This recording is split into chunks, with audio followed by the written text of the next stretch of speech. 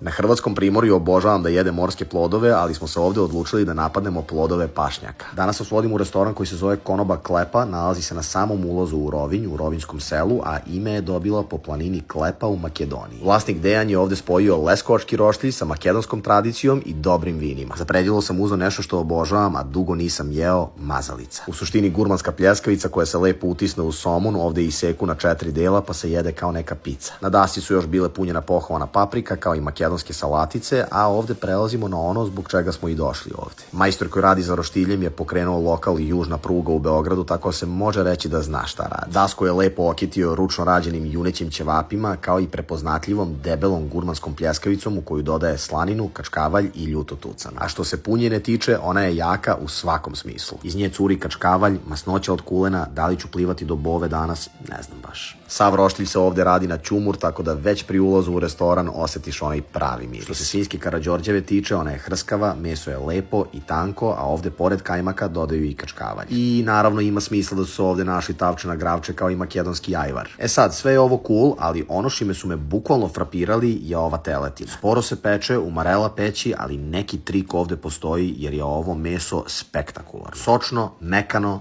obrok koji se pamti. Još kad se zalije tikveš vinom ili skopskim pivom, majko mila. A za sam kraj je pala i jedna domaća ravanija.